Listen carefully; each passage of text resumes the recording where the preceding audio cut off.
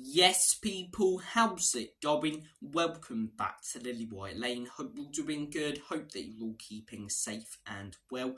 And I hope that you're all having a really good Saturday and weekend, wherever you are in the world, and whatever you are planning to get up to. And what an absolute pile of pygmy hippo shit this weekend's Premier League fixtures are. Arsenal versus Crystal Palace is the 12:30 game this Saturday. That's a comfortable win for Arsenal. Then we've got the clash of titans between Nottingham Forest and Brentford. Can't wait for that absolute cracker. Sunday's 2 o'clock game, so bad I've forgotten it. And Sunday's 4:30 game between Bournemouth and Liverpool. I mean, what a crap lineup this weekend. Last weekend was terrible, 4 games, but at least we had Spurs to look forward to, and at least it was a massive game for Tottenham. This weekend, as a Spurs fan, I'm bored out my backside. 4 absolute pygmy hippo shite games that are being televised. No 3 o'clock games. Soccer Saturday's a waste of time.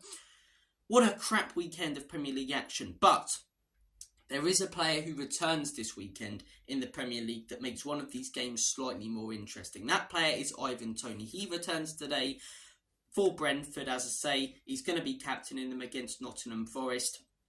Not going to be the most exciting game, but Toney, he's a player who's wanted by many Premier League clubs. And it begs the question, why is Spurs not going in for Toney? Spurs need an out-and-out goal scorer. Richarlison, is he going to be able to do it on a consistent basis? And when we want to be challenging for titles and competing at the top over the next few years, is he going to be able to do it? No.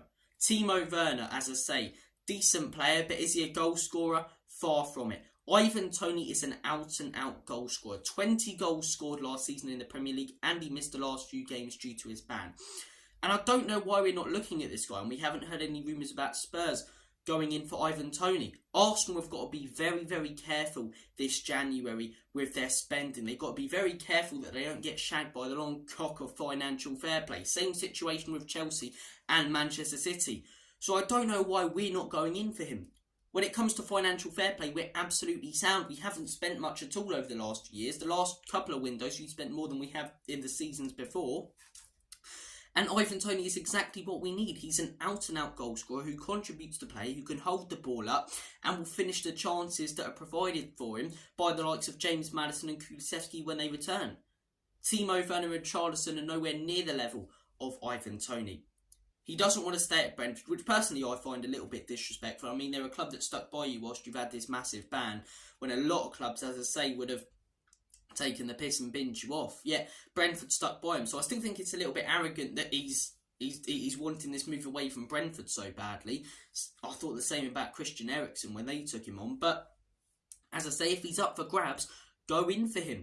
Arsenal have got to be very careful about financial fair play, and they're the team everyone's talking about when it comes to Toney. But what do they have to offer that we don't? An exciting project? It's taken them 4 years to start competing for the league title. This season, will they actually be able to win it by the looks of it? No. 4 years to start competing for the league title. We're up there within 1 season. We're in phase 1 of a rebuild. We're an exciting project with exciting young players, with a manager who's playing beautiful football, better football than anyone else in the league. If anything, I'd say this season we're probably a more attractive prospect than Arsenal. If I'm a player looking at Spurs, I'm going, I want to be a part of that. I want to be a part of this team that can achieve over the next few years. Yes, you look at the history of Spurs, it's not as prestigious as Arsenal. As much as I hate them, I have to admit that. The scum have won more trophies than us. They are a more successful club than us in recent years. But we're not looking at the past, we're looking at the future. And this Spurs team have just an exciting future, if not more exciting future, than Arsenal. Go in for Toney, Tottenham. Go in for him. He's a top striker, as I say. Finish his chances. 20 goals at Brentford last season. A club that finished mid-table, and he was banned at the end of the season. I don't know why we're not going in for him. He's an absolutely cracking player. Finishes chances. Knows how to find the back of the onion bag. Bring him in. I genuinely think we could contend for the league title towards the end of this season. Some people might call that controversial, but a front 3 of Toney, Heung-min Son, Kulusevski, a midfield 3 of James Maddison, Bentancur, Bissouma, and a back 4 of Mickey van den Ven, Romero, Porro, and Udogie with Big Vic in goal. That is a mustard team. It really is. And the fact we've managed to configure that team away from Toney in the space of a few months, it really does show how good of a job Ange is doing. So Daniel Levy, Mini-Me as I like to call him from Austin Powers, go in for Ivan Toney. He's a top player, he's a goal scorer, he'll be able to finish the chances that Richarlison and Timo Werner can't, and could have us contending or even potentially winning the league over the next few years. And if we're looking to upgrade on Richarlison and Werner over the next few years, why not do it now? Why not do it now? He's a cracking player. We've got Valise up and coming as well. He's the missing piece, that out-and-out striker in my opinion. Yes, Richarlison finishes chances, but he finishes 1 out of about 5 every game. Toney would most likely finish 3 or 4 out of about 5 that Richarlison gets every game.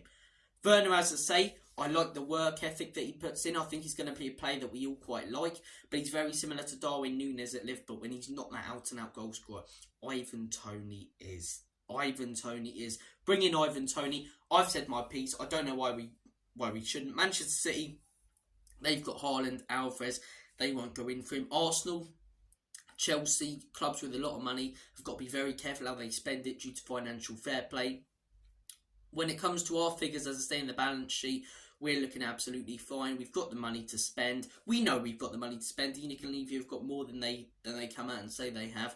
Go in for Ivan Toney. I've said my piece. That is your lot in today's video. I do apologise about the lack of content the last week, but to be frank, there's not been much to make content about. Nusa coming to Spurs, it's hardly a massive headline, is it? And as I say, there's nothing concrete there really. He's a good player, but nothing concrete there. If we get a here we go, or he's holding up the shirt, then I'll make a video. But for now, there's not much there. So there's not been a lot to make content on, but as I say, I wanted to come on here and say my piece about Ivan Toney. He's been the talk of the town, or the talk of football over the last week, and I don't understand why we're not going in for him. 70 to 80 million, go in for him, maybe. Go in for him. Thank you for watching this video. Take care of yourselves. All the best. Have a smashing rest of your weekend. And as always, Comedy Spurs, Enoch and Levy out in Big Ange. We